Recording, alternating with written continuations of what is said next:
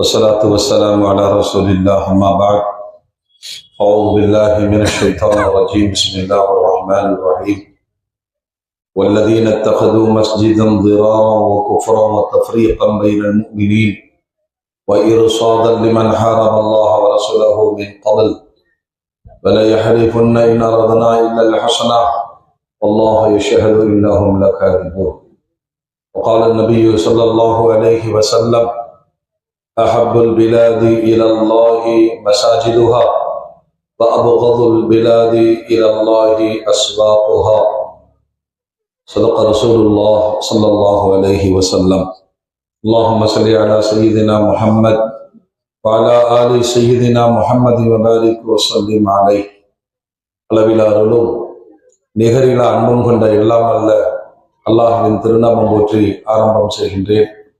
சாந்தியும் சமாதானமும் ஈருலக சர்தார் அகிலத்தின் அருட்கொடை பிரபஞ்சத்தின் பேரொளி நம் உயிரினும் மேலாகிய கண்மணி நாயகம் ஹஜ்ரத் முஹம்மது ரசூலுல்லாஹ் ஸல்லல்லாஹு அலைஹி வஸல்லம் அன்னவர்களின் மீதும் அன்னாரின் அடிச்சுவற்றை பின்பற்றி வாழ்ந்து வழிகாட்டிய உத்தம சத்திய சஹாபாக்கள், தாபிஈன்கள், தபஅத் தாபிஈன்கள், அவுலியாக்கள், நாதாக்கள், ஷுஹதாக்கள், குறிப்பாக பரக்கத்து நிறைந்த இந்த மீலாது பெருவிழா தொடர் சொற்பொழிவில் சங்கமித்திருக்கிற நாம் நம் மக்கள் அனைவர் மீதும் அல்லாஹின் பேரருள் என்றென்றும் என்று நிலவட்டுமாக. ஆமீன். அல்ஹம்துலில்லாஹ். இன்றைய நிகழ்வுக்கு தலைமையேற்று நடாத்தி கொண்டிருக்கிற சங்கிக்குரிய ஹஜ்ரத் இக்பால் அவர்களே, முன்னிலை வகிக்கக்கூடிய உலமா பெருமக்களே, எனது பாசத்திற்குரிய கசாலி இமாம் அவர்களே, இந்திய யூனியன் முஸ்லிம் லீக்கினுடைய நிர்வாக பெருமக்களே, விழா குழுவினர்களே, நபிகள் நாயகம் ஸல்லல்லாஹு அலைஹி வஸல்லம் அன்னவர்களின் வரலாற்று செய்திகளில் சமுதாயத்திற்கு தேவையான இம்மைக்கும் மறுமைக்கும் பயன்படக்கூடிய நல்ல விஷயங்களை பரிமாறிக்கொள்ளுகிற பெரும் பாக்கியத்தை அல்லாஹ் வழங்கி இருக்கிறார். இதனை அல்லாஹ் அமலே சாலியாக அல்லாஹ் கபூல் செய்வானாக.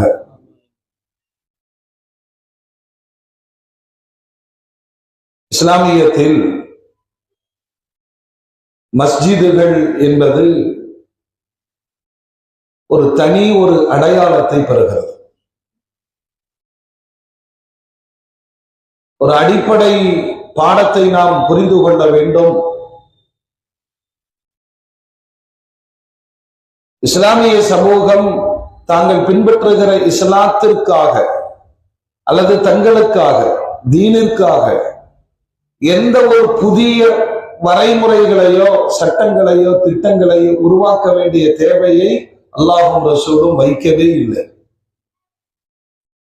பிறப்பிலிருந்து இறப்பு வரைக்கும் தேவையான அத்துணை நடைமுறைகளையும் எக்காலத்திற்கும் பொருந்துகிற நடைமுறையைத்தான் அல்லாஹ்வும் ரசூலும் தந்துவிட்டு அரபாத் பெருவழியில் இந்த மார்க்கம் நிறைவுற்று விட்டது என்ற வசனத்தோடு முத்திரையும் பதித்து முடித்தான் ரப்புல் ஆலமீன்.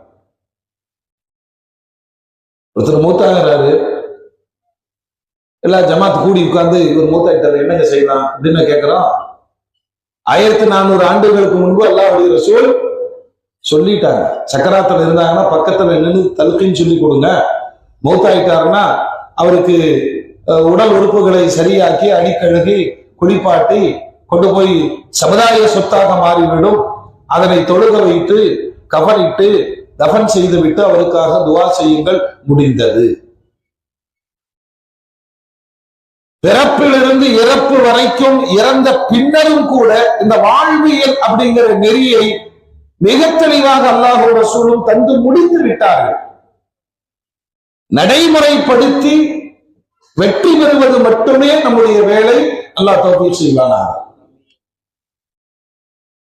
வேறு எந்த சமுதாயத்திற்கும் தராத ஒரு தனி ஒரு சிறப்பை எனக்கு அல்லாஹ் தந்திருக்கிறான்.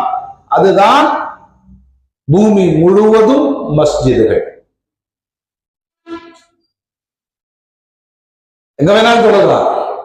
ஆனா உத்தரப்பிரதேசத்துல மட்டும் தொழ முடியாது. ஏன்னா அது ஆன்மீக அரசியல் நடக்குது. சங்கிகளின் ஆட்டம் நீண்ட காலத்திற்கு நீடிக்காது இல்லையா? இந்த வார்த்தைகளை கூட அவர்களால் ஜீரணிக்க முடியவில்லை. ரப்புல் ஆலமீன் சொல்வதாக பெருமானார் ஸல்லல்லாஹு அலைஹி வஸல்லம் சொல்வார்கள், பூமியில் என்னுடைய வீடு மஸ்ஜிதுகள். அல்லாஹ் சொல்லுகிறார். அதுல வணக்கத்திற்குரியவன் அல்லாஹ் என்பதற்கான ஒற்றை அடையாளங்களில் முதன்மையானது புனிதமான காபத்துல்லாஹ்.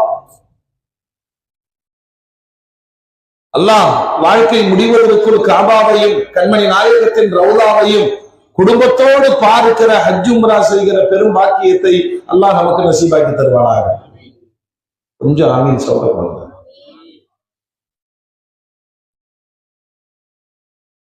குர்ஆனில் ரப்புல் ஆலமீன் சொல்லுகிறார், இன்ன அவ்வல பைத்தி உதிஅ லின்னாஸ் லல்லதி பிபக்கா. அல்லாஹ்வுடைய வழிபாட்டிற்காக முதலாக ஏற்படுத்தப்பட்ட இல்லம் காபத்துல்லாஹ்.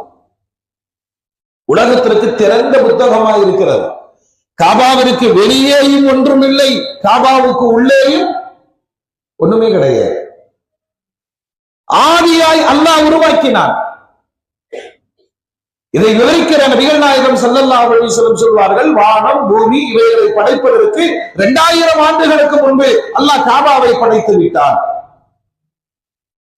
சஹாபாக்கள் கேட்டார்கள், யா ரசூலல்லாஹ் மண்ணில் தானே இருக்கிறது, மண்ணே படைப்பதற்கு முன்பாக காபா படைக்கப்பட்டது என்றால் எப்படி? அது இந்த மிஸ்ட் மாறி, புகை மூட்டம் மாறி அந்தரங்கத்தில் தொங்கிக் கொண்டிருந்தது.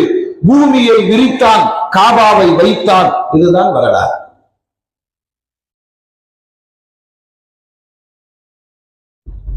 காபாவை புனிதமான மக்காவில் வைப்பதற்கு ஒரு பின்னணி வரலாறு இருக்கிறது.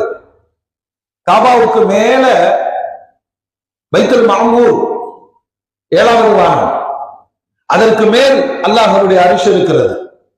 மேட்டுப்பாளையத்திலிருந்து ஹஜ்ஜிற்கும் உம்ராவிற்கும் புறப்பட்டு போகக்கூடியவர்கள் காபாவை சுற்றவில்லை, காபாவை மைய புள்ளியாக வைத்து அரிஷை சுற்றுகிறார்கள். அரிஷை சுற்றவில்லை, ரஹ்மான் ஆகிய அல்லாஹ்வை சுற்றுகிறார்கள். அவ்வளவுதான்.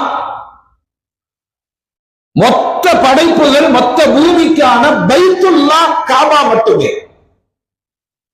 அதுக்கான சிறப்பெல்லாம் நமக்கு தெரியும். பார்த்தவுடன் வானத்தின் 7 கதவுகளும் வாசல்களும் திறக்கப்படுகிறது. கேட்கிற துஆக்கள் ஏற்றுக்கொள்ளப்படும். இப்ராஹிம் அலைஹிஸ்ஸலாம் கட்டி முடித்தார்கள். அல்லாஹ்ட்ட துஆ செஞ்சாங்க, யா அல்லாஹ் இந்த காபாவை நோக்கு திசையாக ஆக்கு. காபாவை இங்க பாருங்களேன், நாட்டுல நாய் பிரச்சனையும் இருக்குது. அப்படி இந்த பக்கம் வந்துருங்க. காபாவை நோக்கு திசையாக ஆக்கு. செவ்வாய் கிரகத்தில் உட்கார்ந்து ஜூம் பண்ணி பார்த்தீங்கன்னு சொன்னா உலகமே காபாவை சுற்றி கொண்டிருப்பதை பார்க்க முடியும். ஏன்னா காபாவை சுற்றி தொழுகிறாங்க இல்லையா? மக்காவிற்குள் ஒரே திசையில் பள்ளிவாசல் இருக்கிறார். அவங்க மஹல்லால இருந்து காபா எங்கே இருக்கிறதோ, அதனால் மக்காவில் ஊருக்குள் தொழுகிற ஒருவர் எந்த திசையும் நோக்க மாட்டார். காபா எங்கே இருக்கிறதோ அப்படித்தான். அப்படி சவுதிக்கு வாங்க, உலக நாடுகளுக்கு வாங்க, 7 கண்டங்களுக்கும் வாருங்கள். உலகமே தவாப் செய்கிறது. இந்த காபாவின் பிம்பமாகத்தான் மஸ்ஜிதுகள் இருக்கிறது. பைத்துல்லா ஒண்ணுதான். பைத்துல்லா ऐसा थोड़ा बोलो हमारे साथ. हिंदी படிக்கலைன்னா तुम उधर जाना है. इन्हीं पल्ली मुत्तवल्ली தலைவர் செயலாளர் பேஸ்மா மோதனார் पूरा वो लोग है, हम पीछे எடுக்கனா है.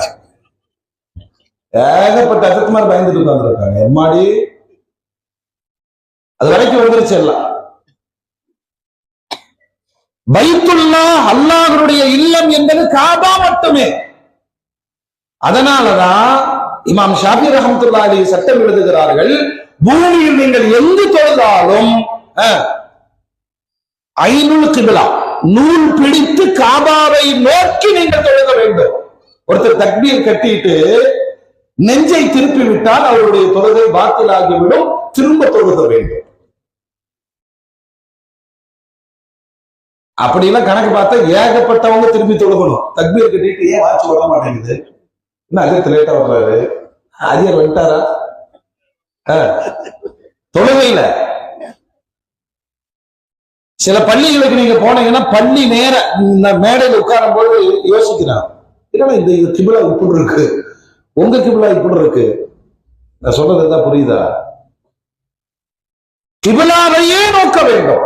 ஆனால் இமாம் அபூ ஹனீஃபா ரஹ்மத்துல்லாஹி கிபிலாவின் திசையை நோக்கினால் போதுமானது. இலகுவான சட்டங்களை சமைத்தவர்கள் இமாம் பெருமக்கள். நமக்கு இன்னொரு பாக்கியம் இருக்கு. இந்தியாவில் இருந்து காபாவை நோக்குபவர்களுக்கு காபா எந்த வடிவில் கிடைக்கிறதுனா ஹஜ்ருல் அஸ்வத் கல்லை நோக்கி தொழுகிற பெரும் பாக்கியத்தை அல்லாஹ் இந்திய தேசத்து மக்களுக்கு வழங்கி இருக்கிறார். பார்க்கிற வாய்ப்பை அல்லாஹ் நசீபாக்கி தருவானாக. அந்த மண்ணுக்கான மகத்துவம் காபா மட்டும்தான் இல்லையா? அங்கு போய் செய்கிற ஒவ்வொரு அமலுக்கும் 1,00,000 மடங்கு நன்மைகள். அதை சொல்ல முடியாம அல்லாஹ்வுடைய ரசூல் சொன்ன வார்த்தை என்னன்னா, அங்க வந்துட்டு போனாலே அன்று பிறந்த பாலகனாய் பரிசுத்தமாக்கப்பட்ட தாயகம் திரும்புவார்கள். உலகத்தில் அல்லாஹ்வினால் முதலாக ஏகத்துவத்தின் அடையாளமாக உருவாக்கப்பட்டது காபா. காபாவும் அல்லாஹ்விடத்திலே அழுதது. காபாவும் என்ன சொல்லி தெரியுமா? ரப்பே, தௌஹீதின் சின்னமாக என்னை வைத்தாய். ஆதமிலிருந்து கண்மணி நாயகம் ஸல்லல்லாஹு அலைஹி வஸல்லம் வரைக்கும் அத்தனை நபிமார்கள் வந்தார்கள். ஆனா என்னுடைய நிலைமை என்ன தெரியுமா? நபிமார்கள் வருவார்கள், என்னை சுத்தப்படுத்துவார்கள். நபிமார்கள் போன பிறகு மக்கள் என்னை அசுத்தப்படுத்துவார்கள். அவ்வளவு வழிபாட்டு மாற்றங்களும் விக்கிரக ஆராதனைகளும் என்னுள் நிரம்பி வழிகிறது. என்னை நிரந்தர சுத்தப்படுத்து காபா சொன்னது. ஒரு ஹதீஸ்ல அல்லாஹ்வுடைய ரசூல் சொல்லுவாங்க, ஒரு பூமியில பாவம் நடந்துச்சுன்னு சொன்னா அந்த பூமி அல்லாஹ்விடத்தில் அழுமா. அல்லாஹ் பூமி எப்படி சுத்தம் பண்ணுவான்? சொல்லுங்க, எப்படி பாக்குறீங்க? பூமி எப்படி சுத்தம் பண்ணுவான்? பூகம்பம், நிலநடுக்கம், வெள்ளப்பிரளயம், சுனாமி, அவ்வளவுதான், சுத்தம் ஆயிரும். காபாவிற்கு அல்லாஹ் சொன்னா இதுதான் உன் தலையெழுத்து. நபி வருவார், உன்னை சுத்தப்படுத்துவார். நபி போன பிறகு மீண்டும் முன்னர் சுருக்கும் குஃபரும் குடியேறும். ஆனால் ஒரு காலம் வரும், சர்வதேச சமுதாயத்தில் தௌஹீதை மட்டும் நிலைநாட்டுகிற எனது ஹபீப் கண்மணி நாயகம் ஸல்லல்லாஹு அலைஹி வஸல்லம் வருவார்கள். உனக்கு நிரந்தர சுத்தம் தருவார்கள். காபாவிற்கும் ரஹ்மத் கண்மணி நாயகம் முஹம்மது ரசூலுல்லாஹ். என்ன செஞ்சாங்க? காபாவை கைப்பற்றிய பிறகு தன்னுடைய அசாபினால் ஷிர்கை ஒழித்தார்கள், குஃப்ரை ஒழித்தார்கள், ஓடினார்கள். வகுல் ஜாஅல் ஹக்கு வஸஹகல் பாத்தில் இன்னல் பாத்தில கான ஸஹூகா. சத்தியம் என்றைக்கும் நிலைத்து நிற்கும் என்று சொன்னார்கள். முதல்ல ஹஜ்ஜு அபூபக்கர் நாயகத்தினுடைய தலைமையில் நடந்தது, இஸ்லாமிய ஹஜ். இரண்டாம் ஆண்டு பெருமானாருடைய வரலாற்று சிறப்பு மிக்க 1,15,000 சஹாபாக்களை கொண்டு நிறைவேற்றப்பட்ட மகத்துவம் வாய்ந்த ஹஜ். இந்த முதல் ட்ரையல் ஹஜ்ஜிலேயே அலிநாயகத்தை அனுப்பிச்சு சர்வதேச சமுதாயத்திற்கு பிரகடனப்படுத்தினார்கள். இன்னமல் முஷ்ரிகூன நஜஸ் ஃபலா யக்ரபுல் மஸ்ஜிதல் ஹராம பஅத ஆமீன் ஹாதா. ஷிர்க மட்டும் தொடக்கல, முஷ்ரிக்குகளையும் தொடைத்தெறிந்து இந்த எல்லைக்குள் எவரும் நுழையக்கூடாது. 1400 ஆண்டுகள். நான் முஸ்லிம், நாட்டலோடு அக்காவை போட்டிருக்காங்கல்ல. அல்லாஹ்வுடைய ரசூல் காபா பரிசுத்தப்படுவதற்கு தேவைப்பட்டார்கள். அன்றைக்கு ஆன சுத்தம் தௌஹீதின் அடையாளமாக உலகம் முழுவதற்கும் அது கிபிலாவாக இருந்து கொண்டே இருக்கிறது. நன்மையில 3வது இடத்தில் பைத்துல் முகத்தஸ் மஸ்ஜிதுல் அக்ஸா இருந்தாலும் வரலாற்று ரீதியாக 2வது இடத்தில் இருக்கிறது. 40 ஆண்டுகளில் அது கட்டப்பட்டது. யாக்கூப் அலைஹிஸ்ஸலாம் அஸ்திவாரம் விட்டார்கள், சுலைமான் அலைஹிஸ்ஸலாம் கட்டி முடித்தார்கள், ஜின்னுகள் வேலை பார்த்தது. அல்லாஹ்வுடைய ரசூல் மஸ்ஜிதுல் அக்ஸா மேராஜின் வரலாற்றை சுமந்து நிற்கிற உலகத்தின் மிகப்பெரிய அடையாளம் அதுதாங்க இன்னைக்கு பிரச்சனையே. 3 சமுதாயமும் உரிமை கொண்டாடுவது மஸ்ஜிதுல் அக்ஸாவை. பைத்துல் லஹம் பெத்லகேம் எங்க இருக்கு? அங்கதான் ஈசா அலைஹிஸ்ஸலாத்துடைய ஜனன இடம், தங்களுடைய பரிசுத்தமான இடம் இவர்கள் தோண்டிட்டே இருக்கிறார். இஸ்ரேலுடைய ஆக்கிரமிப்பும் அநியாயமான நடவடிக்கைகளுக்கு பின்னால் இந்த வரலாறு இருக்கிறது. பல்லாயிரம் ஆண்டு வரலாறு. அல்லாஹ்வுடைய ரசூல் எல்லாமே முன்னறிவிப்பு செஞ்சாங்க, நம்ம கையில வரும். பலமுறை இது நடந்தது. உமர் நாயகம் கையில் கிடைத்தது, சலாவுத்தீன் அய்யூபியினுடைய கையில் கிடைத்தது. இன்ஷா அல்லாஹ் அது நிரப்பமாக மூமின்களின் கரங்களில் கிடைக்கும்.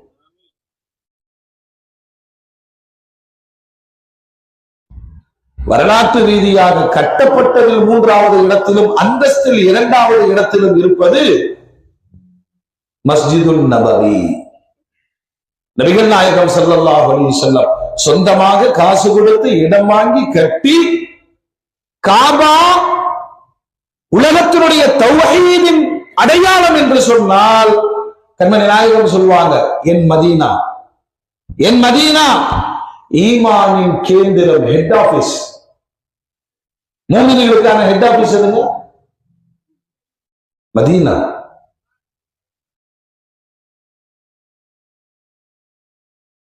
உமர் ரலியல்லாஹு அன்ஹு ஒரு நீண்ட அரசியல் பிரச்சனைகளுக்கு பிறகு ஒரு நாள் வந்து தூரத்தில் இருந்து கொண்டு மஸ்ஜிது நபவியை பார்க்கிறார்கள், ரௌலா ஷரீஃபை பார்க்கிறார்கள். கண் கலங்குகிறது. ஏன்னா ஆட்சி, அதிகாரம், சூழ்நிலை, மதீனாவை விட்டு வெளியே செல்ல வேண்டிய நிறைய தேவைகள் இப்படியே பார்க்கிறார். பார்த்து விட்டு அடக்க முடியாமல் ஒரு துஆவை அல்லாஹ்விடத்திலே வைக்கிறார். யா அல்லாஹ், யா அல்லாஹ், என்னை உன்னுடைய பாதையிலே ஷஹீதாக ஆக்கிவிடு. அல்லாஹும்ம ஜஅல்னி ஷஹாதத்தன் ஃபீ சபீலிக், போராட்ட களத்திலே ஷஹீதாக என்னை ஆக்கு. வமௌத்தன் ஃபீ பலதி ஹபீபி, உனது ஹபீப் கண்மணி நாயகத்தினுடைய மதீனத்து மண்ணில் எனக்கு மௌத்தை நசீபாக்கி கொடு. இப்படி கேட்கலாமா? இஸ்லாத்துல மௌத்தை கேட்பதற்கு அனுமதி இல்லை. எந்த கஷ்டம் வந்தாலும் சரி. வேறொரு சாலாக்கை சொல்லி கொடுத்தார்கள் அல்லாஹ்வுடைய ரசூல், நான் வாழ்வது நல்லதானால் வாழவை, எனக்கு மரணம் நல்லதானால் தந்து வீடு, அவ்வளவுதான். என மௌத்தாக்கிரு, வயிற்று வலி, கடன் சுமை, குடும்ப பிரச்சனை கூடாது. ஆனால் வாய் திறந்து மௌத்தை கேட்பதற்கு அனுமதிக்கப்பட்ட ஒரே இடம் மதீனா.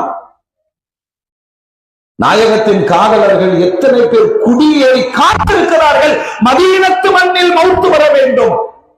இந்த காதல் எங்க பிறந்தது தெரியுமா? உமர் நாயகம் கேட்கிறார்கள், முரணான துஆ, அல்லாஹும்ம ஜஅல்னி ஷஹாதத்தன் ஃபீ சபீலிக், போர்க்களத்தில் கொல்லப்பட வேண்டும் அல்லாஹ், மதீனாவில் மரணம் நிகழ வேண்டும் அல்லாஹ். நடப்பு என்ன தெரியுமா? போர்க்களத்தில் கொல்லப்பட்டால் மரணம் மதீனாவில் கிடைக்காது, மதீனாவில் மரணித்தால் போர்க்களத்தில் ஷஹீதாகிற வாய்ப்பு கிடைக்காது. உமர் நாயகத்திற்கு அல்லாஹ் வாய்ப்பை ஏற்படுத்தி தந்தான். கலீஃபாவாக தொழுகையில் இமாமாக நிற்கிற பொழுது பாரசி குத்தி கொன்றான், சிரித்தார்கள். ஷஹாதத்தும் கிடைத்தது, மௌத்தும் மதீனாவில் கிடைத்தது. இந்த வாக்கியத்திற்கு தான் ரௌலாவை பார்த்து துஆ செய்தார்கள். அல்லாஹ் கபூல் செய்தான். இந்த உம்மத்தின் பேரின்ப காதல் மதீனத்து மண்ணில் மரணம் சம்பவிக்க வேண்டும். அல்லாஹ் தௌஃபீக் செய்வானாக.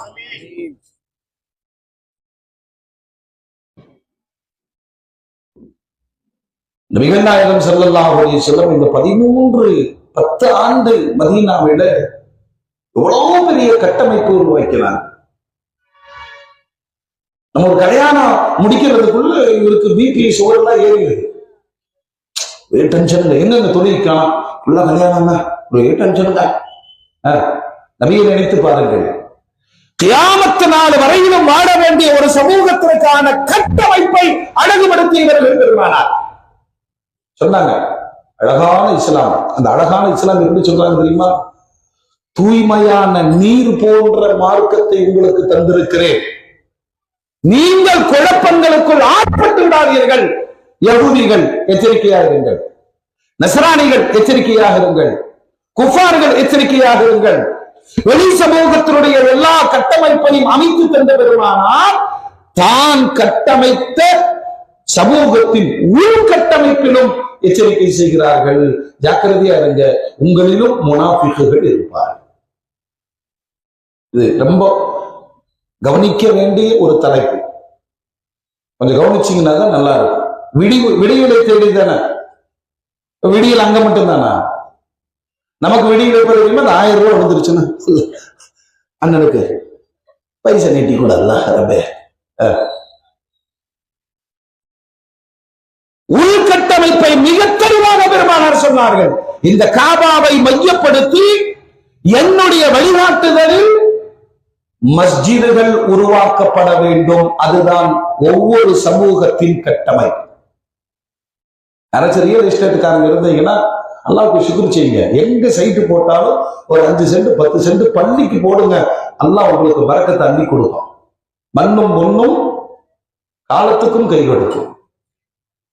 செய்யுங்க. ஒரு அல்லாஹ்வுடைய முதல் அடையாளமே இந்த மஸ்ஜித் எழுப்பப்பட வேண்டும். இதை காமிச்சு கொடுத்தது யாரு? சொல்லுங்க. பெருமானார் வந்து உட்கார்றாங்க. தான் தங்குவதற்கு இடம் கிடையாது. தன் குடும்பம் மக்காவில் இருக்கிறது. வாழ்வாசாபா போராட்டம். ஆனால் சமூகத்திலே முதலில் மஸ்ஜித் எழுப்பப்பட வேண்டும். எங்கெல்லாம் மஸ்ஜித் இருக்கிறதோ, பாங்கு சப்தம் கேட்கிறதோ, அங்குதான் தீன் இருக்கும், அங்குதான் மார்க்கம் இருக்கும், அங்குதான் தக்வா இருக்கும், அங்குதான் இஹ்லாஸ் இருக்கும், அங்குதான் மறுமையின் பாடங்கள் நிறைந்திருக்கும். மஹல்லாக்குள்ளேயே இருப்பாங்க. கொஞ்சம் பணக்கார ஆயிட்டாருன்னா காரமடைக்கும் மேட்டுப்பாளையத்துக்கு இடையில தனி கபிரிஸ்தான், தனி வீடு, மையத்து மாதிரியே வீட்டுக்குள்ள இருப்பாங்க. தீனுடைய தொடர்பு இருக்காதுங்க. நான் சொல்றது புரியுதா? இந்த சமூகத்தினுடைய கட்டமைப்பு.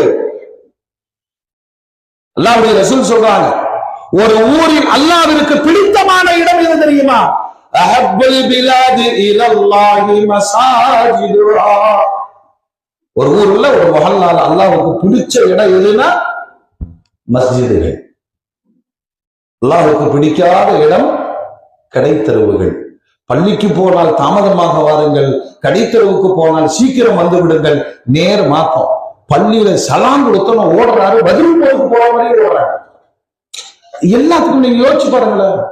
உள்ளுக்குள்ள அப்படியே பார்த்துட்டு வரும். 8:30க்கு தான் நிக்காமத்து அப்படியே மெதுவோம். சலாம் கொடுத்தவன் ஓடுவதில்.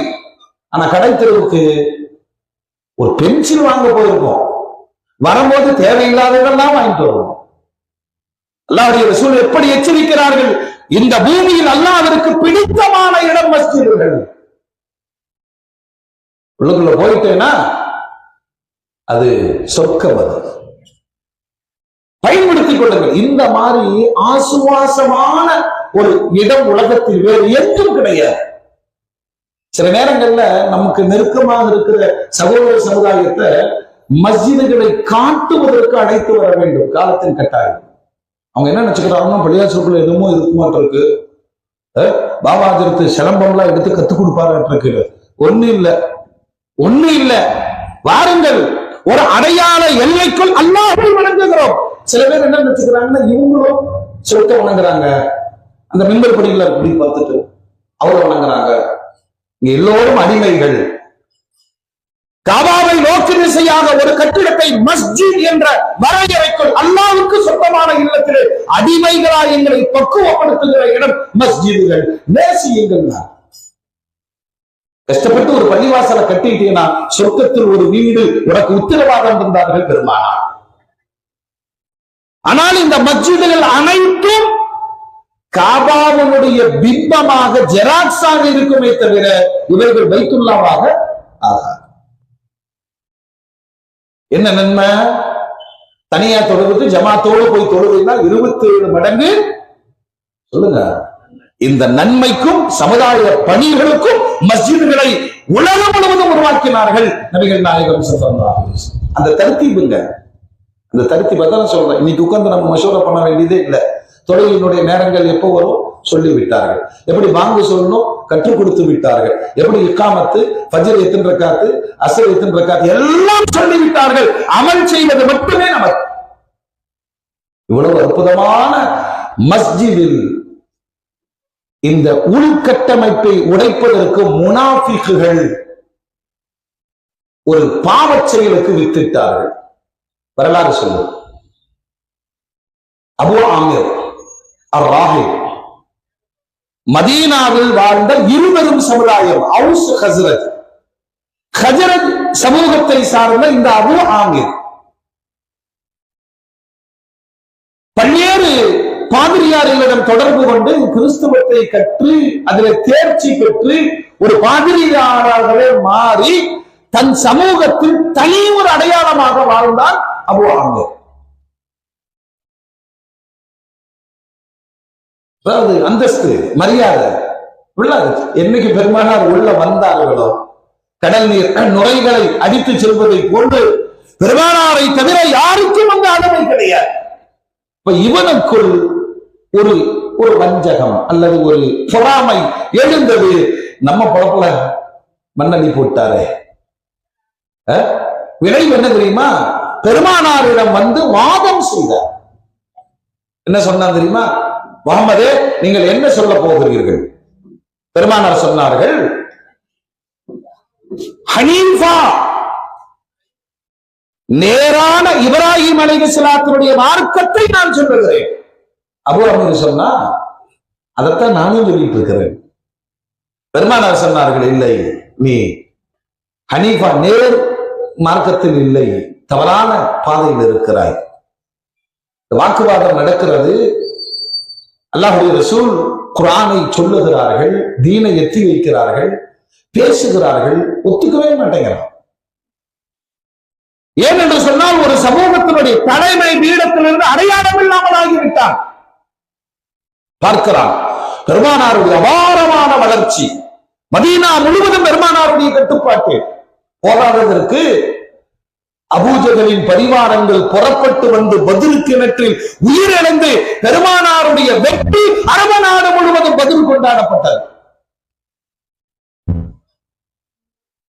எனக்கு பொறுக்க முடியல. எப்படியாவது முகம்மதை மதீனாவை விட்டு வெளியேற்றுவேன் சபதம் எடுத்தான். என்ன செய்தான் தெரியுமா? மக்காவுக்கு கிளம்பி போய் மக்கத்து குறைஷிகள் அரபு சமூகத்தினுடைய சில கபீலாக்களை எல்லாம் சந்தித்து பெருமானாருக்கு எதிராக பெரும் படையை திரட்டி வாழ்களத்தில் சந்திக்க வைத்தார். என்ன செஞ்சா தெரியுமா? உலகில் சில முக்கியமான இடங்களில் பெருமானாரை காவு வாங்குவதற்காக 2 குழிகளை தோண்டி வைத்தான். 2லும் பெருமானார் கால் இடுக்கி விழுந்தார்கள். முகம், கன்னம், பற்கள் காயம் ஏற்பட்டது. அவர்களுக்கு மிக பெரும் வேதனைகளை தந்தார். அல்லாஹ்வுடைய ரசூல் அப்போ மேல கோபத்தை காமிக்கல. அறியாத பையன், தெரியாம செஞ்சிட்டான். மீண்டும் மீண்டும் உபதேசம் செய்தார்கள். பெருமானார் மீது காட்டிய இந்த வஞ்சகம் ஹுனைன் யுத்தம் வரைக்கும், ஹவாஸின் என்ற போர் வரைக்கும் தொடர்ந்தது. பெருமானாருக்கு வெற்றிக்கு மேல் வெற்றி, வெற்றி வெற்றி வரும்போது அது சகிக்க முடியாத இந்த அபூ ஆமிர் அர்-ராஹிப் ரோம் நாட்டிற்கு போய்விட்டார். போகும்போது ஒரு சைத்தானியத்தினுடைய ஒரு வேலையை நினைத்து விட்டு போனான். அவனுக்கு சில ஆதரவாளர்கள் இருப்பாங்க இல்லையா? இந்த முகமது இங்க இருந்தாருன்னா நம்மளாம் வாழ முடியாது, அதனால நான் ரோம் போகிறேன், அங்கு மன்னன் கைசரை சந்திக்கிறேன், சந்திக்கிறேன், பெரும் படையை திரட்டி வந்து முகம்மதை அழித்து விடுகிறேன், அது வரையிலும் எனக்கு நீங்கள் உடந்தையாக இருங்கள். இதுதான் செய்தி. போயிட்டானா? போனவன் என்ன செய்தான் தெரியுமா? அங்க ரோமில் இருந்து மதீனாவில் நபிகள் நாயகம் ஸல்லல்லாஹு அலைஹி வஸல்லம் உள்ளுக்குள் நுழைகிற பொழுது உயிரன்பு கொண்டு வரவேற்ற அந்த பெருமக்கள் பனு சாலிம் இப்னு அவுஃப் என்ற சமூகம் வாழுகிற பகுதியில் முதலாய் இஸ்லாமிய வரலாற்றில் ஒரு பள்ளிவாசலை பெருமானாரே கட்டினார்கள், கல் சுமந்தார்கள், மண் சுமந்தார்கள். அன்சாரிகளுக்கும் முஹாஜிர்களுக்கும் துஆ செய்து கொண்டு ஒரு பள்ளிவாசலை உருவாக்கி அந்த பள்ளிவாசலுக்கு மஸ்ஜிது குபா. எப்படி ஹஜ் உம்ராவுக்கு போறவங்க அந்த பள்ளிக்கு போயே தீர்வார்கள். அங்க என்ன நன்மை சொல்லுங்க, சத்தமா சொல்லுங்க. ஒரு 2 ரக்காத்து தொழுதால் ஒரு உம்ராவுடைய நன்மை. எல்லா மக்களையும் பெருமானார் வரவழைத்து விட்டார்கள். வரலாற்றை நீங்கள் தெரிய வேண்டும். ஏன்னா அந்த பள்ளி பாதுகாப்பற்ற சூழலில்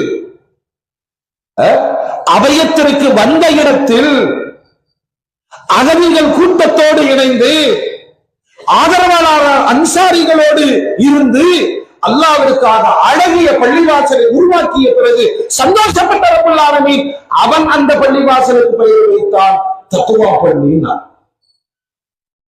என்ன பள்ளிங்க அதுக்கு பேரு? சான்றிதழ். உஸ்ஸிஸ அல தக்வா மின் அவ்வலி யௌமின் அஹக்கு அன் தகூம ஃபீ. அங்க போய் நீங்க தொழணும். அதுதான் அந்த மஸ்ஜிதிற்கான மிக பெரும் கடமை. இந்த 3 பள்ளி இருக்குல்ல, காபா, மஸ்ஜித் நபவி, மஸ்ஜித் அக்ஸா, இந்த 3 நன்மையால் வேறுபடுகிறது. நான் மஸ்ஜித் அக்ஸாவை நாடி போறேன்னு சொன்னா அங்க ஒரு நன்மை கிடைக்கும். நான் மதீனால போய் தொழுக போறேன்னா அங்க ஒரு நன்மை கிடைக்கும். நான் காபாவில் போய் தொழுக போகிறேன் என்றால் அங்க ஒரு நன்மை கிடைக்கும். இந்த 3 பள்ளியை தவிர உலகத்தின் எல்லா பள்ளிகளும் நன்மையால் சொல்லுங்க ஒரே மாதிரிதான். மேட்டுப்பாளையத்துல இந்த பள்ளியில தொழுதோம்னா நன்மை கூட கிடைக்கும், இந்த பள்ளியில தொழுதோம்னா சவாபு கம்மியாகும். இல்ல, 4வது இடத்துல உம்ராவுடைய நன்மையை பெருமானாரினால் பெற்றுக்கொண்ட பெரும்பாக்கியம் மஸ்ஜிது குபா.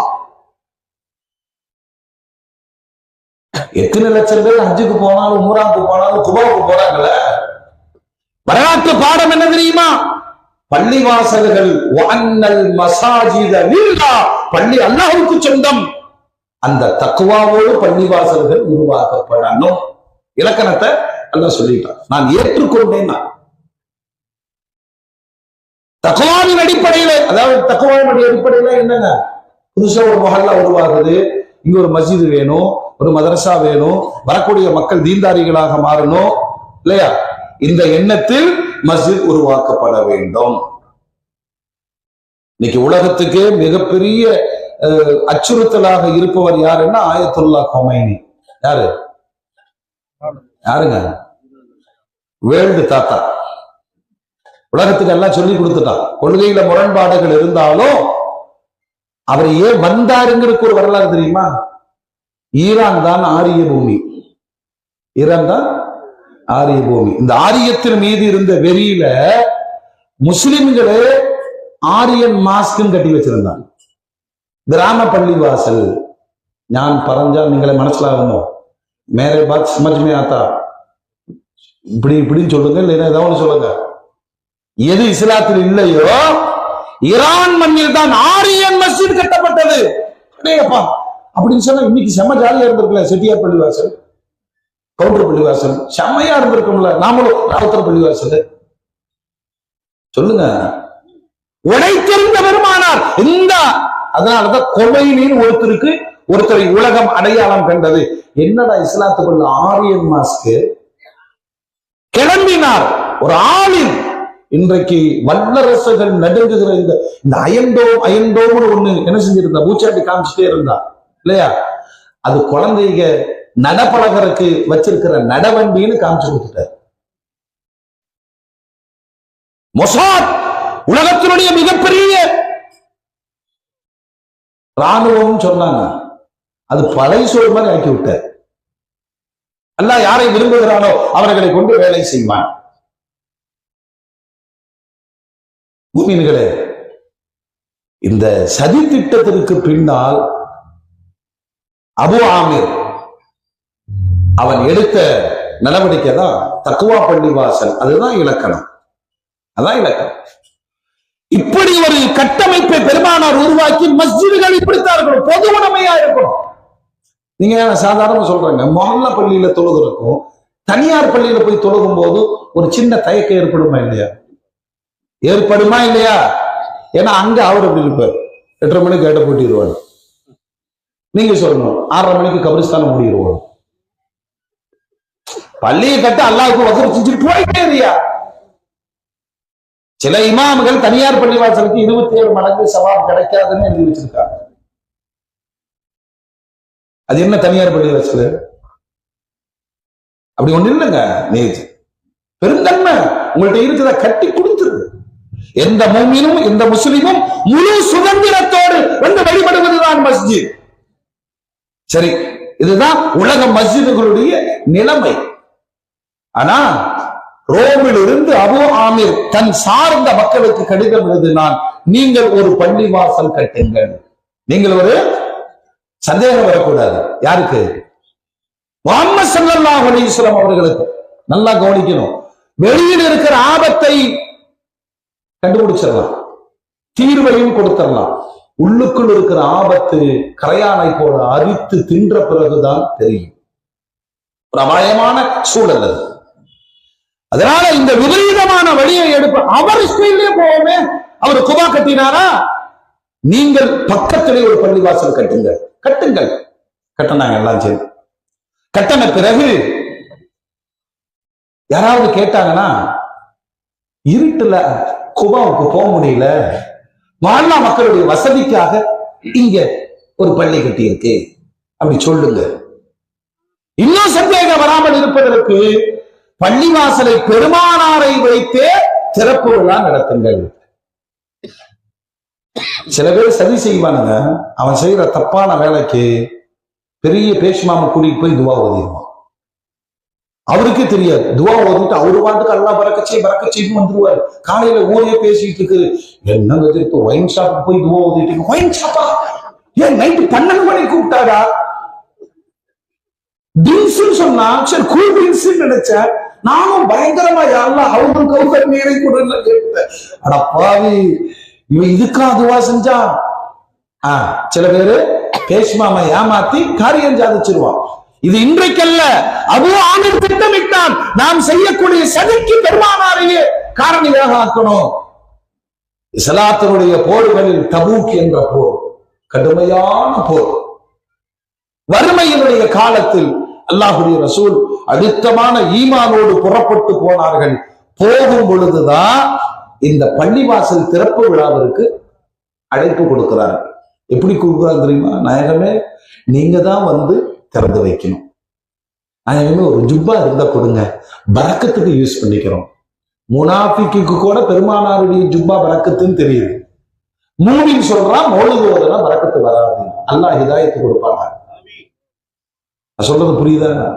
முனாஃபிக்காக ஆகிவிடாதீர்கள். இவ்வளவு கெஞ்சறான். அல்லாஹ்வுடைய ரசூல் ஒரு வார்த்தை சொன்னாங்க, இன்ன அலா சஃபர், நான் முக்கியமான பிரயாணத்தில் இருக்கிறேன். வைன் ரஜானா இன்ஷா அல்லாஹ், திரும்பி வந்தா நான் வர்றேன். அல்லாஹ்வுடைய ரசூல் போயிட்டாங்க. தபூக் போர் எல்லாம் முடிந்து விட்டு திரும்பி வருகிறதற்கு முன்பாக வந்துட்டார். யாரு?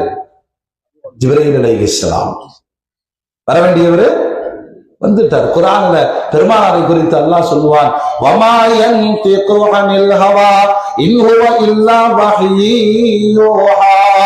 சுயமாய் நபி பேச மாட்டார், அவர் பேசுவதெல்லாம் வஹியே. அப்படின்னா அல்லாஹ்வுடைய ரசூலுடைய வாழ்க்கையே வஹிதான். சொந்த கருத்துக்கு அங்க இடமே கிடையாது. வஹி வந்தது, அல்லாஹ் இறக்கனா. சூரத்து தௌபா 109வது அத்தியாயம் 107 112 வரைக்கும் இன்ஷா அல்லாஹ் தர்ஜுமா எடுத்து பாருங்க. நம்ம தலைவர் கூட சிறார் பள்ளின்னு சொல்லிட்டாரு. என்னடா இது தலைப்பை மாத்திட்டாங்க நினைச்சேன். குர்ஆனுடைய வார்த்தையால் அல்லாஹ் பதிவு செய்த ஒரு பள்ளி வாசல். ரொம்ப தெளிவா பேசுறான். வல்லதீன தஹது மஸ்ஜிதம் விராரா வகுஃபரா வதஃரீகன் பைனல் முஃமினீன் وإرصادا لمن حارب الله ورسوله من قبل ولا يحلفن إن أردنا إلا الحسنى والله يشهد إنهم لكاذبون. மதீனாவில் சிலர்கள் ஒரு பள்ளிவாசலை கட்டினார்கள். சொல்றது யாரு? அல்லாஹ் சொல்றான்.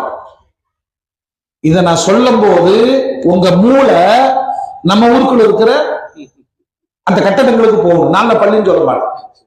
உங்க வீட்டு பக்கத்துல தகர செட்டு போட்டு வீட்டுல மொட்டை மாடியில மைக்க வச்சுட்டு பைசா மேர பாத் சமஜ் மே ஆதா தௌஹீத் ஜமாத்து, சலஃபி ஜமாத்து, அப்புறம் ஜாக்கு, அப்புறம் காதியானி, நீங்க தானே காசு கொடுத்தீங்க. சொல்லுங்க பாய், பள்ளி தானே அங்க இருக்கு, சுடுகாடு தானே அங்க போய் அடங்கு போ. ஏன் பள்ளி எல்லாம் பள்ளி அல்ல, மின்னுவதெல்லாம் பொன் அல்ல. இந்த ஈமானை வரவழைக்கத்தான் இந்த தலைப்பு. உனக்கு என்ன அவசரம் வந்தாலும் அங்க போய் தொழுகிறாரு, மொத்த ஈமானை பறிபோய். அல்லாஹ் அந்த பசங்களுக்கு ஹிதாயத் தருவானாக. நாடி நரம்பு அத்தனையும் இப்ப அடங்கி போச்சு. தமிழ்நாட்டுல எங்கேயுமே எவனையுமே காணா. ஏன் சொல்லுங்க? இது தக்வாவில் கட்டப்பட்ட பள்ளிவாசல், அது பிரிவினைக்காக கட்டப்பட்ட பள்ளிவாசல். தௌஹீது பள்ளிவாசல் தான் போட மாட்டான். தௌஹீத் ஜமாத் கிளை 38 அவன் என்னைக்கானால் வாடகைக்கு விட்டுட்டு ஓடிடுவான். இன்னமும் நாமளால பின்னிக்காது. ஜாக்குக்கு லீடரே கிடையாது. சலபி கேரளாத்துல இருந்து பஞ்சம் புழைக்க வந்தவன். ஏன் எல்லாத்தையும் பள்ளிங்கிற? ஆதரவு கொடுக்காது. பள்ளிக்கான இலக்கணம் அல்லாஹ் சொல்றான். நிரார் அப்படின்னா இடையூறு பள்ளி வாசல். பாருங்க, அல்லாஹ்வுடைய ரசூல் ரொம்ப வருத்தப்பட்டாங்க. இப்ப என்ன பாச்சு ரசூலுல்லாஹ், இங்க ஒரு பள்ளி கட்டினால நம்ம பள்ளியில கூட்டம் குறைஞ்சிருச்சு. கூட்டம் குறைஞ்சதா? அடுத்து இங்கு தொழுது கொண்டு இருந்தவர்கள் வித்தியாசமா தொழுதுட்டாங்க. தொப்பியை காணாம அர்கண்டேசர் போட்டு தொழுதுட்டு இருக்கிறான். இப்படியே தொழுகையில எடுத்து கையை கால ஆட்டிட்டு இருக்கிறான். தக்பீர் கட்டுறானா அல்லாஹ் அக்பர் இங்க கட்டிட்டு இருக்கிறான். திடீர்னு தலாக்கு விடுறான், மறுநாளே சேர்ந்துக்கிறான். என்னன்னு கேட்டா இது எங்க ஷரியத்துங்கிறான். ஒரு சமூகத்தினுடைய கட்டமைப்பை இடையூறு செய்வதற்காக அது பள்ளி அல்ல. பள்ளி அல்ல, நிரா அப்படின்னா இடையூறு செய்வதற்காக. அப்படின்னா என்ன தெரியுமா அர்த்தம்? முகம்மதே, உங்கள் கட்டமைப்பை இந்த அபு ஆமீர் உடைக்கிறேன், உங்களை வச்சே உடைக்கிறேன். அவனும் அப்துல் காதர் தான், அவனும் சுலைமான் தான். உழவு பெரிய தாடி, பயமா இருக்கு. உள்ளுக்குள்ள ஈமான் இல்லைல்ல. ஒரு மூமினுக்கு குறைந்தபட்ச பயம் இருக்குங்க. அல்லாஹ்வுடைய பள்ளி, என்னால் அங்க பிளவோ பிரிவினையோ ஏற்பட்டு விடக் கூடாது. அப்படித்தானே உம்மத்து பயணிக்குது. அடுத்து அல்லாஹ் சொல்ற பாருங்க, ஒன்னாவது இடையூறு, இரண்டாவது குஃப்ரை ஒழிப்பதற்குத்தான் பள்ளி வாசல்கள். ஆனால் குஃபருக்காக ஒரு பள்ளி கட்டப்பட்டிருக்கிறது. அல்லாஹ் காப்பாற்றணும். நாம செய்யற திக்ர ஷிர்க்குங்கிறான். பெருமானாரை புகழ்வதை ஷிர்க் என்று சொல்லிக் கொடுத்தார்கள்.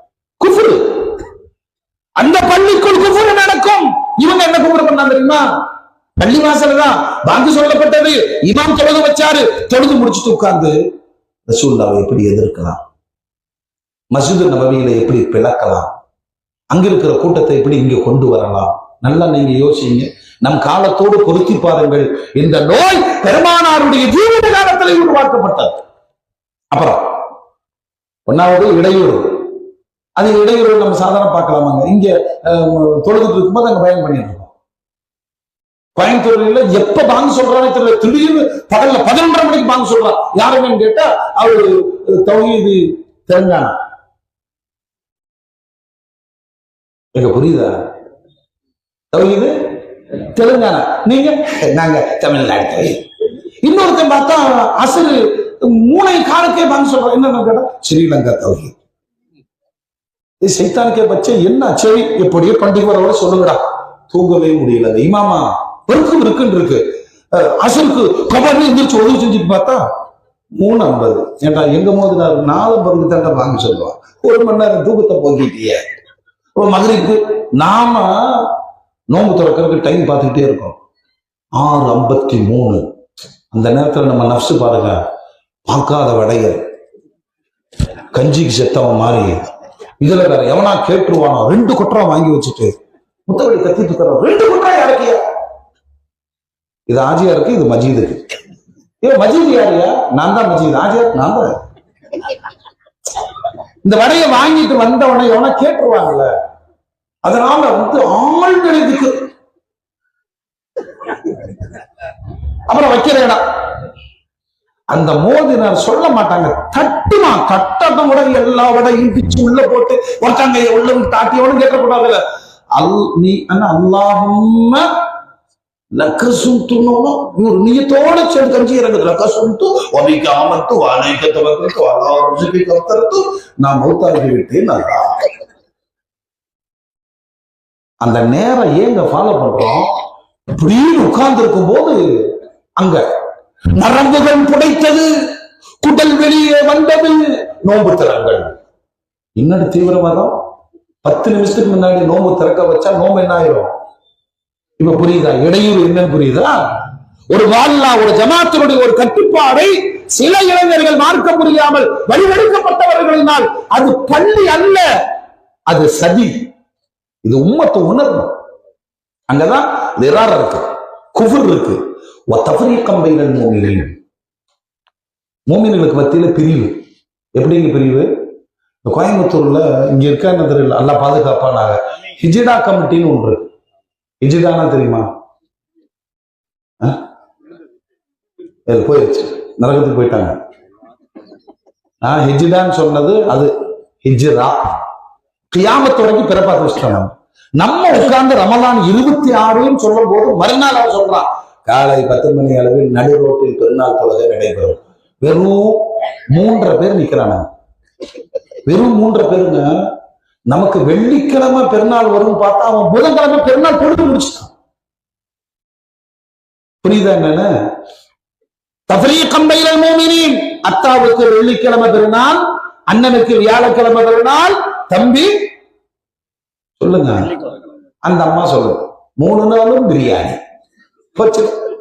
ஆரம்பம் எப்படி வைக்கிறது? ஆரம்பம் எவ்வளவு பெரிய குழப்பம்! இது அத்தனையும் அந்த அபூ ஆமிர் செய்தான். நீங்க குழப்பத்தை ஏற்படுத்துங்கள், பள்ளிவாசலாக கட்டுங்கள். இதை விட பெரிய விஷயம் என்ன தெரியுமா?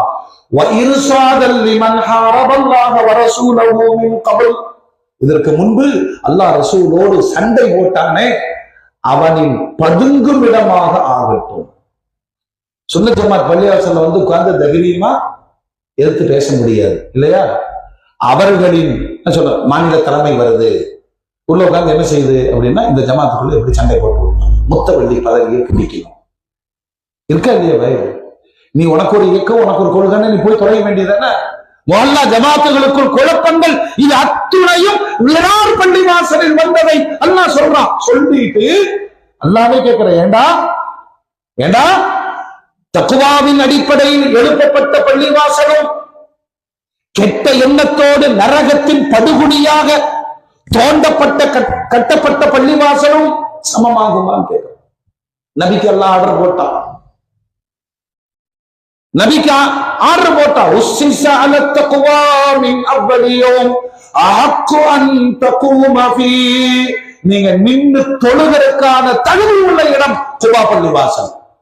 உள்ளேயே போகக்கூடாது பள்ளிவாசல். யாரை வச்சு திறக்க நினைச்சா? ரசூலுல்லாஹ். என்ன கேட்டா வந்து, தங்கள் ஜும்மாவை கொடுங்கள் பரக்கத்திற்காக. அல்லாஹ்வுடைய ரசூல் 2 சஹாபாக்களை அழைத்தார்கள். மாலிக் இப்னு தக்ஷம், மஅன் இப்னு அதி அல்லது இவருடைய இன்னொரு சகோதரர். சில அறிவிப்புகளில் ஹம்சாவை கொன்ற வஹ்ஷி ரலியல்லாஹு அன்ஹு சொன்னாங்க, நேரா போங்க, இந்த பள்ளிவாசலை இடியுங்கள், எரித்து விடுங்கள். நான் மிக முக்கியமான வரலாறு, அத்தனை தப்சீர்ல வருது. போனார்கள். என்ன நேரம் தெரியுமா? மக்கள் உள்ளே தொழுது கொண்டிருந்த நேரம். என்னங்க நம்மளும் மூமின், அவனும் மூமின் அல்லவ. ரசூல் என்ன செய்யறாங்க? பிரிச்சுட்டாங்க. இந்த 4 பேர் போனவன ஒரு சஹாபி என்ன செஞ்சாரு? ஒரு ஈச்ச மட்டை எடுத்து நெருப்ப பத்து உள்ள தூக்கி போட்ட தொழுதிருந்தவங்க ஐயோமா ஒடியன்ட்டாங்க. எரிக்க சொன்னார்கள் பெருமானார். அத்தோடு நிற்கவில்லை, மதீனாவின் குப்பை கொட்டும் கிடங்காக மாற்றுங்கள் என்று சொன்னார்கள். இப்போ அது எங்க இருக்குன்னு தெரியாது. குபாவுக்கு பக்கத்துல மதீனாவில் அன்று இருந்த சஹாபாக்கள் சொன்னார்கள், ஒட்டுமொத்த மதீனாவின் குப்பைகள் இங்குதான் கொட்டப்படும். அப்படி ஒரு பள்ளிவாசல் இருந்த சுவடுகள் இல்லாமல் அல்லாஹ் ஆக்கிவிட்டார். நாங்கள் அது அஸ்திவாரம் தோண்டப்பட்ட இடத்திலிருந்து புகை வருவதை பார்த்திருக்கிறோம். ஏன்னா குர்ஆன் சொல்லுது, அலா ஷஃபா ஜுருஃபின் ஹாரின் ஃபன்ஹார பிஹி ஃபீ நாரி ஜஹன்னம். நரக நெருப்பினுடைய வாடை என்று வீசும். அதிலிருந்து புகை வர்றதை நாங்க பார்ப்போம். அல்லாஹ் அக்பர். இதுக்கு பிறகு யாருமே அந்த பக்கம் போகலையே. இதுல ஒரு அதிசயம் பாருங்க. காலங்கள் ஓடுகிறது. உமர் ரலியல்லாஹு அன்ஹு ஒரு இடத்துல முஜம்மா இப்னு ஹாரிசா அப்படின்னு ஒரு ஆளை கூட்டிட்டு வந்து சொல்றாங்க, யா ரசூலல்லாஹ், இது உமர் நாயகமே, இவர் நல்லா அழகா ஓதுவார், அருமையான ஆளு, நம்ம பள்ளியில இமாமா சேர்த்திக்கலாமா? குபால கவனிக்கிறீங்களா? உமர் நாயகத்தினுடைய காலத்துல உமர் ரலியல்லாஹு அன்ஹு பார்த்த உடனே சொல்லிட்டாங்க, நீ விராட் பண்ணி பேசுமாமாச்சே. இப்ப நான் சொல்றது புரியுதா? இந்த வடநாட்டுக்காரனை நீங்க சேர்த்து துரத்தி விட்டீங்கன்னா ஜாக் பள்ளியில் போய் இமாமா சேர்த்துருவோம். அவனுக்கு பைசா மூலதனம். நம்ம பள்ளிக்கு வரும்போது படா ஜுப்பா தொப்பியும் போட்டு இருக்கிறோம், அங்க போனாலும் பேண்ட் ஷர்ட் போட்டு அவன மாதிரியே நிக்கிறா. உதர் பி பைசா ஹை, இதர் பி பைசா ஹை, हमको பைசா चाहिए. இப்ப புரியுதா பாரு? விளக்கம் சொல்லியே ஓஞ்சு போலாம். புரியுதா சொல்லுங்க. அவ்வளவுதான்.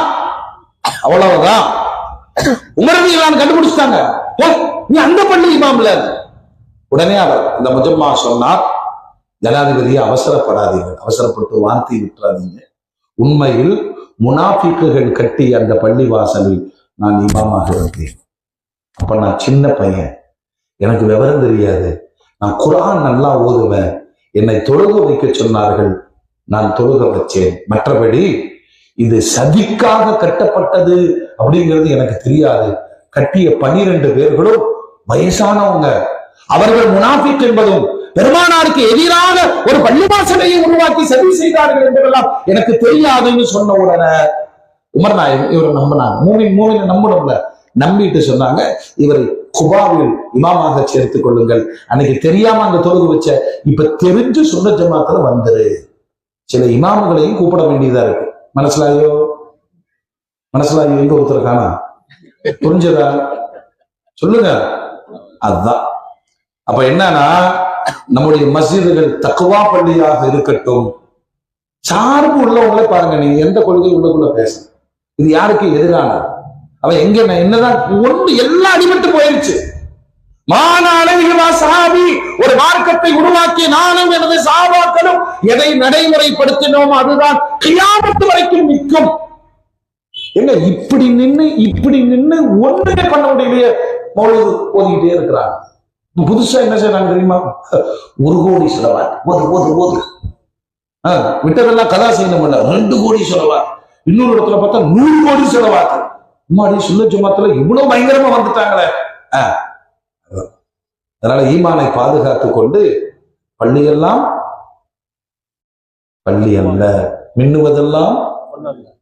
மின்னுவதெல்லாம் ஆமா, அவசரத்துக்குன்னு ஒண்ணுக்கு கூட போகக்கூடாது. இதுதான் அறியாமைக்கும் அநீதிக்கும் தரக்கூடிய தண்டனை. சரி, இமாம்கள் எவ்வளவு தெளிவா ஆராய்ச்சி பண்ணி இருக்காங்க. ஏதாவது ஒரு கொள்கைக்காக தனி பள்ளி வாசல் கட்டினார்கள். இப்போ இதனுடைய சட்டம் என்ன? இப்படி ஒரு கேள்வி வருமா இல்லையா? என்ன சொல்றாங்கன்னா, இப்ப பெருமானார் நான் வந்து திறந்து வைக்கிறேன்னு சொல்லிட்டாங்க. பள்ளிவாசல் எதார்த்தம், நான் வந்து திறந்து வைக்கிறேன்னு சொல்லிட்டாங்க. அதனால அல்லாஹ் சொன்னா, அவனுடைய எண்ணம் கெட்ட எண்ணம். அப்படின்னா நீங்கள் பார்க்கிற மஸ்ஜிதுகள், பள்ளிவாசல்கள், அதை சார்ந்த நபர்களின் எண்ணங்களை பாருங்கள். அவங்க சமுதாயத்தினுடைய பிளவுக்காக செயல்படக்கூடியவர்களாக இருந்தால் அந்த பள்ளிக்கு செல்வதும் அங்கு தொழுகுவதும் கூடாது, ஹராம் என்று ஹம்பலி மதுஹப் எழுதி வச்சிருக்கிறார். ஏன்னா எண்ணம் தானே. தெரியாம போயிட்டோம் பிரச்சனை இல்லை, நோக்கம் தெரிந்து. அதாவது ஒரு காலத்துல குடிகாரனை பார்த்தா சலாம் சொல்ல மாட்டாங்க, சட்டமும் இருக்கு. ஏன் சொல்லுங்க? தண்டனை. நிதானம் தெரியாது இல்லை, அவனுக்கு சலாம் சொல்லிட்டா கண்ணியத்திற்குரியவனாக மாறிடுவான், மன வருத்தப்படணும். குடிக்கிறதுனால ஒருத்தரும் சலாம் சொல்ல மாட்டேங்கிறான். தௌபா. இப்ப குடிகாரனுக்கு தான் சலாம் சொல்றோம், குடிகாரன் தான் சலாம் சொல்றான். நல்லா இருக்கிறீங்களா, வாப்பா நீயாவது சலாம் சொல்ற, எங்க சேர்த்து குவார்டர் வேணுமா வாட்டர் வேணுமா, எப்ப மிக்ஸ் பண்ணி கொடுப்பியா? பலாயி. குடியாரனுக்கு சலாம் சொல்லக்கூடாது, அவன் திரும்ப வேண்டும். சமூக தண்டனை அது. ஆனா இன்னைக்கு கெட்ட வந்தான சமூகத்துல பெரிய ஆட்கள். அதனால பள்ளிவாசல் விஷயத்துல நாம் சார்ந்திருக்கிற மஹல்லா மஸ்ஜித் தக்வாவின் மஸ்ஜிதாக இருக்க வேண்டும். ஒருபோதும் சமூகத்தை பிளக்கிற பள்ளியாக இருக்கும் என்றால் ஏறெடுத்தும் பார்க்காதீர்கள், அதன் நிழலிலும் கூட ஒதுங்காதீர்கள். அல்லாஹ் ஹிதாயத்தை வாழும் தலைமுறைக்கும் வளரும் தலைமுறைக்கும் வழங்குவானாக என்று துவா செய்து நிறைவு செய்கிறேன். வாஹிர் தஅவானா அனில் ஹம்துலில்லாஹி ரப்பில் ஆலமீன். அஸ்ஸலாமு அலைக்கும் வரஹ்மத்துல்லாஹி வபரகாத்துஹு.